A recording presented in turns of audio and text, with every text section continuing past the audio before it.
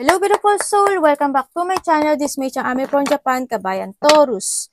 This reading is for you. Tingnan natin ang iyong January, February, March, April, May, June 2025, half ng year 2025. Maraming salamat muna sa mga subscriber, new subscriber, cross-watcher, at sa mga bagong pasok yan. Welcome na welcome sa bahay ni Ate Aimee. Salamat din sa nakakataba na puso ninyong mga comments. At sa mga nagpa-personal reading, maraming salamat po. Kung gusto niyo na energy niyo lang talaga, ang gusto nyo makuha natin, all the details para sa personal reading ay nasa baba ng video na ito. This is a general reading, Kabayan Taurus. Kunin mo lang sa'yo at itapon ang hindi sa'yo. Maaring ito isa vice versa. Energy mo, energy ng person mo, o energy ng malapit sa puso mo. Nangyayari or mangyayari pa lang. Use your own intuition. Lawakan natin ang ating isipan. Lagi nyo tatandaan na ang dami nyong energy sa mundong ito. Kaya hindi ito basta magre-resonate sa inyo. Pag hindi nyo alam vice versa at ang general reading, paki-research. Okay? Tingnan natin by January, Taurus. January 2025.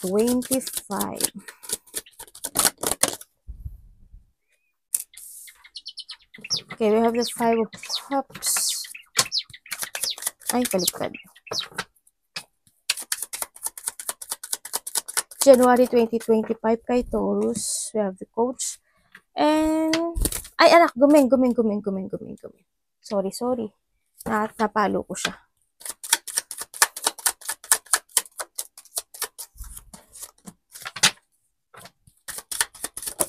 Okay.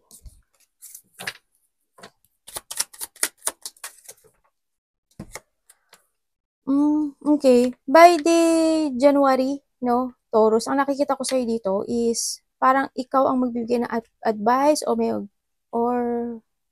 mag-a-advise sa'yo. Or handito yung ikaw yung mismo. Pagarang handito ka sa ma-awakening ka when it comes to your kaperahan. When it comes to your stability, ganyan. O sa sarili mo, no. Maaaring magkakaroon ka ng awakening to balancing yung pera mo, ganyan. Kumbaga, magpo-focus ka na sa stability mo, ganyan. Sa nakita ko dito. Parang hindi yung mga mali mong nagawa from the 2024 din is maaring itama mo na. May mga didesisyonan ka or magkakaroon ng isang clarity, no, sa'yo when it comes to your money or sa trabaho mo, ganyan. Gumagaan dito rin yung maaari magkakaroon ka na ng disiplina this time. You try to make it balance na yung mga sitwasyon mo. Sa relasyon mo, sa pera mo, sa trabaho mo, ganyan. May mga ilelet go ka raw dito. May mga ilelet ko ka na maaring too much responsibility ang nangyari sa'yo by the 2024. Ngayon, may mga ilelet ko ka na. No? Magkakaroon sa'yo actually ito na big transformation. May mga transformation or magkakaroon ka ng self-evaluation, how to improve your finances, your money, ganyan. Yung sarili mo, magiging much more aware ka sa paligid mo, sa pera mo, ganyan, sa karelasyon mo, sa mga bagay-bagay, ganyan. Tingnan natin ang iyong kumbaga mas iisipin mo na yung lack and may mga sitwasyon na i-accept mo, no? Yan, may mga sitwasyon na i-accept mo, yung mga hardship from the past is mag-ending na. May mga positive positive outcome or positive na mangyayari sa iyo. February 2025, Taurus.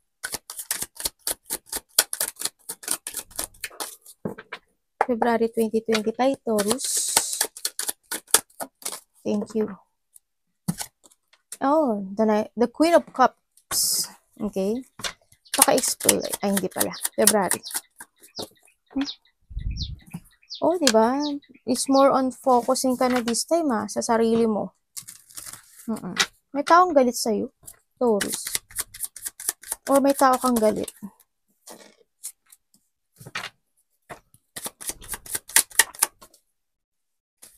Very good.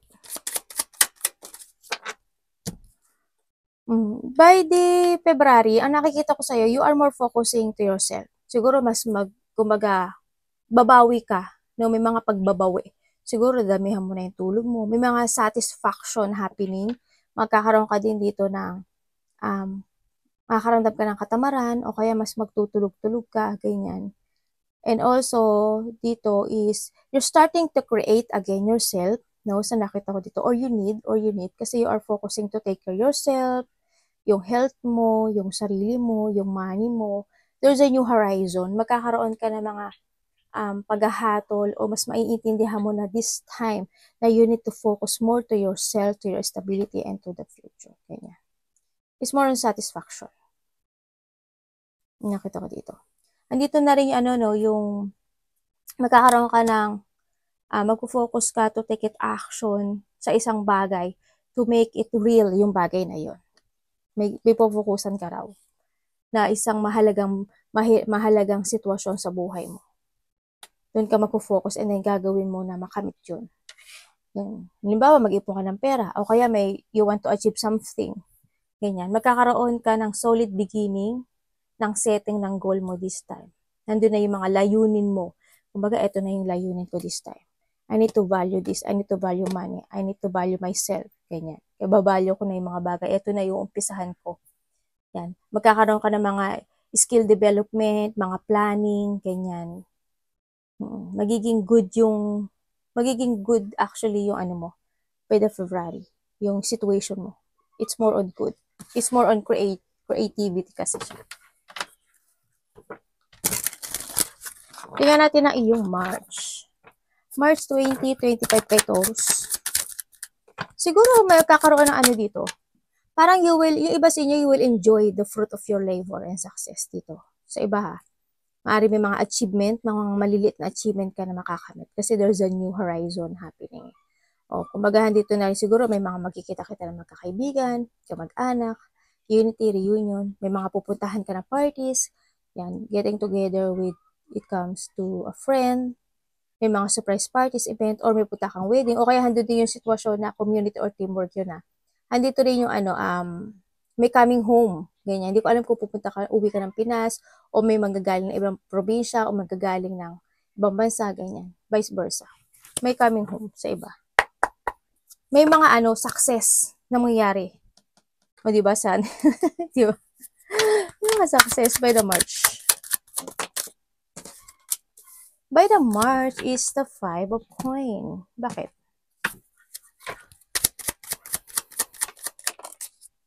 And you have the death. Ay, may something happen. Something happening. Why? Death oh. Oh. Dalawa. And then, why?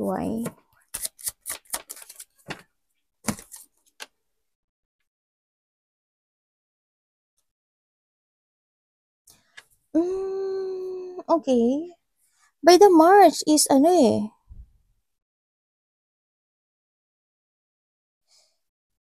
there's a sadness.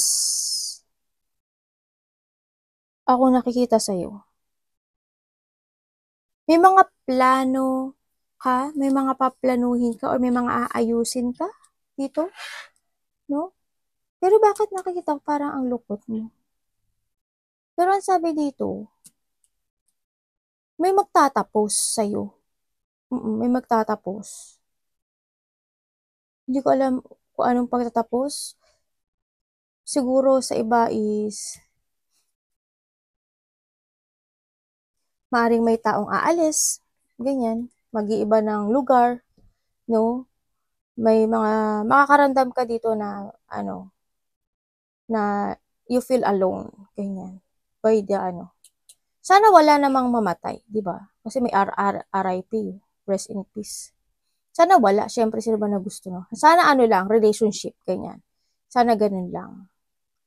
And then, maraming mangyari sa'yo. May maraming mga cycle na mag-i-end sa'yo dito. Yan. Maari iba sa inyo is may mga plano kayo na gagawin na pagtulong. May tutulungan ka or may tutulong sa'yo. Ganyan. Sa nakita ko dito. Andito na rin yung sitwasyon na unexpected change this time.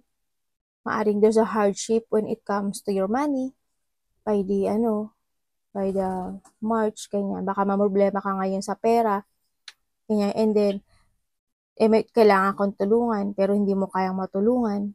Ganyan. Or vice versa tayo ha. Mga ganun. Andito rin yung sitwasyon na maaring makakaramdam ka ng sama ng pakiramdam, sakit ulo mo, paa mo, ganyan. O kaya may tao dito na maaring may taong may sakit at tutulungan mo, may taong nangangailangan na maaari mong tulungan, ganyan. Pero ang nakikita ko doon, maaring iba sa inyo, magkaka-doubt ata kayo doon sa pagtulong na yun. O kaya mga plano na gagawin mo na may doubt, ganyan. Yung mga didesisyonan ka na isang situation na maaring may pag-iisip, ganyan, may pag-iisip na isang sitwasyon. Para pag-iisipan mo pa siya. Sa iba dito, meron kayong may gusto kayong isaayos na isang bagay dito. Either relationship or a family. Ako nakikita dito. Kaso parang ikaw yung or family or kaibigan niya na. Pero parang ikaw yung mas more na mag-understand dun sa problema na yun. Or ikaw yung mas more na mag-giving, understand or giving help. Ganyan, parang gano'n. Siguro ikaw yung, hindi ko naman nakikita na papasanin mo siya. Hindi ko naman siya nakikita na papasanin mo siya. Actually, magiging helpful ka nga eh. Tutulong ka nga eh, doon sa sitwasyon na yun. Ayan. Basta may pagtulong ako dito. May sadness and pagtulong. Tingnan natin ang iyong April. Parang may basa ako. April ni Taurus. O kaya may tutulong sa'yo kasi wala kang pera. O kaya magkakaroon ka ng problema sa pera.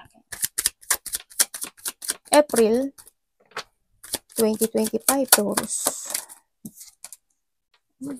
So, nagkaruktong siya oh. May nakita ako na hindi ko alam kung sino. Maaaring may namatay in the past, no? Mahal sa buhay. O kaya is someone's abandoned. Inabandonahan ka o inabandonahan mo. O inabandonahan ka ng tao na yun. Ganyan. Hindi ko alam kung sino yun. Parang may abandonment. Ay, ito pala. April 2025, Taurus. Diba? Parang magkaano siya oh. Karuktong. O diba? Parang may tutulong sa'yo. Parang makakaramdam ka ng lungkot. There's a hardship. Ako nakikita sa'yo na maaari may tumulong talaga sa'yo. Kasi tuloy-tuloy siya dito sa eh.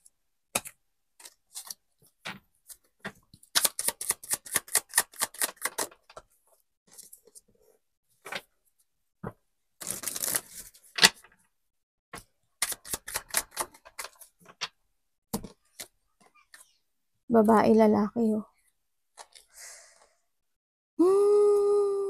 Okay. Dito, by the April, ang nakikita ko to, yes, makakaramdam ka ng lungkot dito, no? Maaring,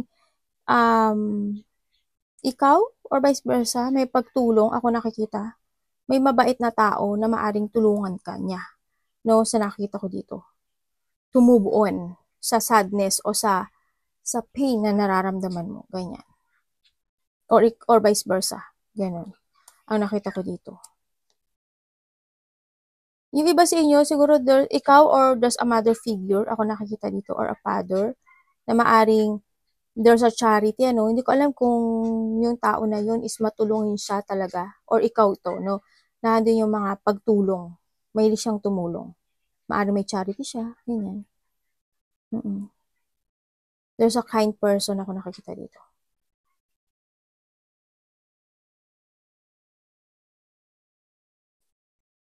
Kung ano man ito, no, keep moving. Tandaan mo, you are the survivor. Nakita ko naman na you keep fighting to move on. So, nakita ko dito. Kasi why?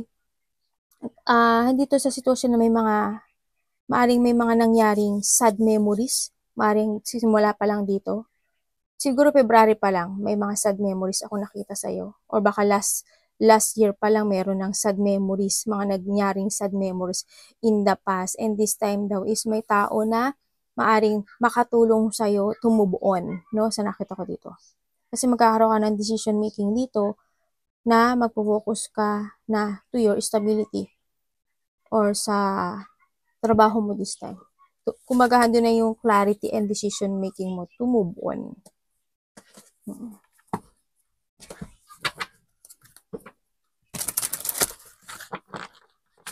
Mas more ka magiging mature dito. May mga broken promises in the past ako nakita dito. Siguro konti maaalala mo yun sa iba. Pero you living the past eh. May 2025, Taurus. The King of Wands.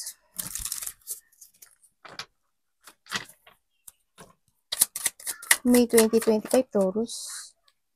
May 2025.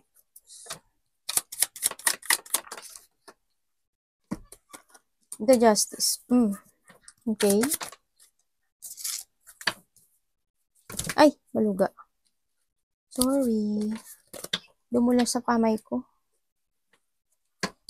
And then,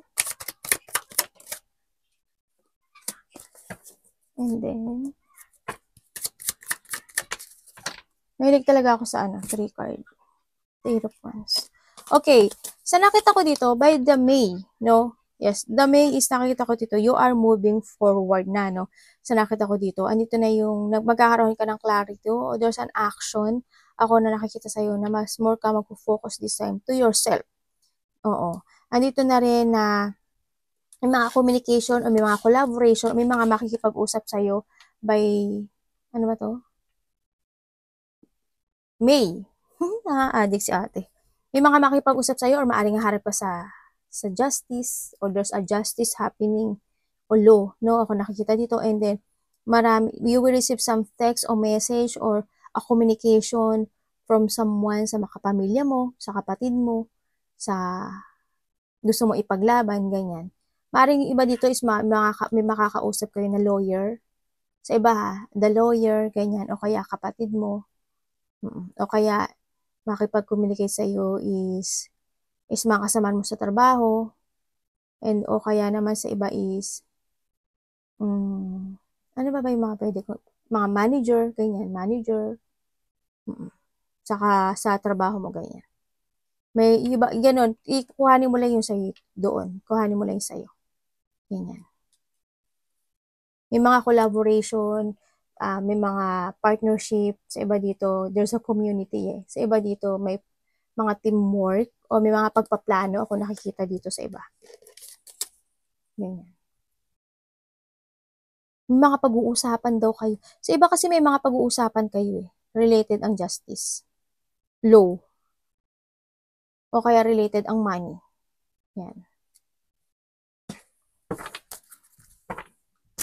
Tingnan natin ang iyong June. June 2025, Taurus. Please show me. Taurus, June 2025. The Hangman. Ano yun? Bakit Hangman? Hangwoman pala. Bakit? Ay, hindi pala. June 2025. Iba pala tong card hawak ko. Right. Parang may no? Parang magkakaramdam ka ng depression. Kasi dito pa lang, there's something happening no? Parang magkakaroon. Dito rin dito sa Mayday. Sa Mayday is may paghahatol na isang sitwasyon. May mga pag-uusapan kayo na paghahatol. May mga decision making kasi ako dito na. Yan. May mga paghahatol sa inyong mga ginagawa. Ganyan. Ako nakikita dito. Mga pag-uusapan kayo. O ano man yung mga ginagawa niyo. Ganyan. And also, yan, may mga depression o kaya mapaparanoid ka or parang mapophobia ka by the June. Mas more ka magiging patient dito kasi may mga hihintayin ka raw na tamang well of fortune, no? Na mga tamang panahon, tamang oras, kumbaga maghihintay ka ng isang resulta sa iba sa inyo, you're waiting for something. Waiting for a result, waiting for a reward, or waiting to growth, or wait ka sa mga plano, ganyan. Sa nakita ko dito. Parang handito yung sitwasyon na may mga may mga medyo depression to no? Sa paghihintay. Parang andun yung matatagalan ka sa isang bagay na hanggang ngayon hindi mo pa na-harvest o hindi mo pa nakukuha yung resulta, ganun. Sa kahihintay. Parang siguro isipin mo na, kailan kaya darating to? No? Ano kayang magiging resulta? Yung ganun. May mga gagawin kayo na paghihintayan nyo. Tapos medyo, may kaba kang mararamdaman. Halimbawa, nag-exam ka. Diba? Halimbawa, nag-apply ka ng US visa. Ganyan. Makakaramdam ka raw ng ganun.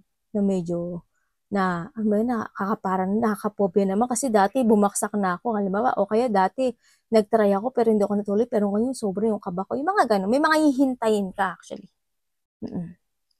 May mga hihintayin ka na isang bagay by the June 2025. Pero andito si Wheel of Fortune. In a divine timing, kung ano man yung mga hinihintay mo, kamo to. Trust the universe lang. Kasi may magandang resulta na darating. Kumbaga, worth it yung paghihintay na yun. Kasi you will harvest it, no? Arigatou namaste, God bless.